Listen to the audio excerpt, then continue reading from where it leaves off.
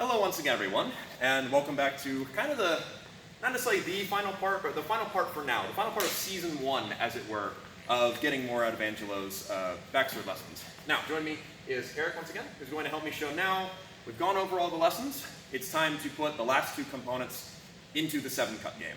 I wanted to take a bit before I filmed this one because I wanted to kind of test it, make sure everything was working smoothly, and I think I've hit upon the exact right balance. So, all the options we talked about before on the table. So if you want to see what those are, go watch that video. But now we're going to add two new ones. So we're up here, and this is going to require a very important kind of emphasis on tempo. The first one is actually going to retread old ground, that being lessons 8 and 9. So as we're going back and forth, we've established this tempo with our shifts and our 7s. Now what's going to happen is, I'm going to cut a 1, but I am still doing it in the same tempo we were just cutting our 7s. This will prompt Eric to moving into an inside guard.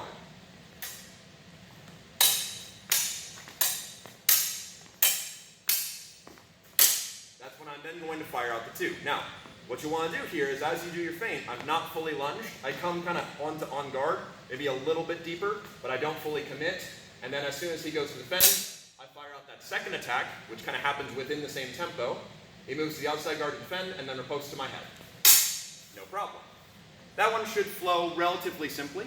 It does slightly alter the tempo, but it's nothing outside of what you should be able to do by this point. So here's it done a couple times.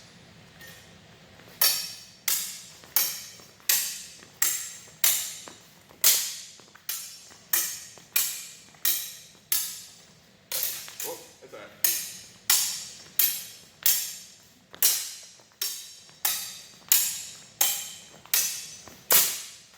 And all I'm looking for here is I'm looking to get his commitment. So if it takes him a while to commit to that inside guard, I'll go ahead and go deeper. It's okay. I just want to make sure that Eric is moving over to defend, as this is a feint, not an initial attack. If you want to use this lesson in the 7-cut game, the 1 is pulled. It's not meant to be something that hits. Now, if he's completely oblivious and goes into St. George, you will find yourself naturally here. We know what happened. Reset. But the reason we're putting that emphasis on it is because the other option, implementing lesson 10, requires a more fluid and more vicious 1-cut. So that relatively stayed within the same tempo we were working, right? 1, 2, 1, 2, 1, 2. It just became 1 extra bit 2. That's really all it was. This one, it's going to be a little more synonymous. So this can be done by either fencer. So the option I just went over is only for the defender. This second option can be done by either fencer at any time, because this can go both ways. Now what will happen is, we're going back and forth, everything's dandy. Anytime one of us catches in St. George, they're going to fluidly fire off of it.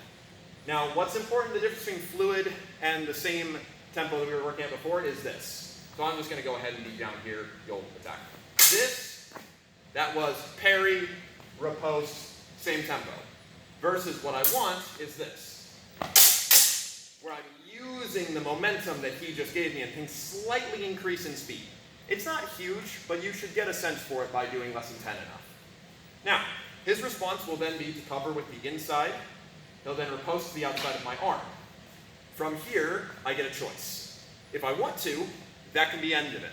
The person who started this also gets the choice of when to end it. So here's that again. So, bop, bop, bop, bop, bop, bop, bop, bop, and I just go back to a 7-cut. So following that parry to the arm, if I'm done, I catch it and I just riposte the head. We're back into 7-cut game as we know it. Or we can go for the full thing. If I go for the full thing, following that outside shot to the arm, I'm going to riposte to his chest. He will then parry with the inside half hanger and fall through with his own 1-cut. From there, I then riposte to the head. So here are those two options done.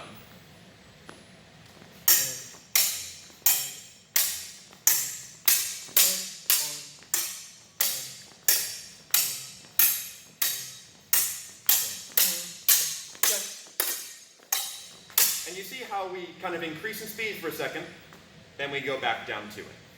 And that's how you're going to implement both lessons 8 and 9 with the feint, and then lesson 10 put into the full game. All your stuff's now on the table. You should be able to do quite a bit, kind of go over all of Angelo in one go.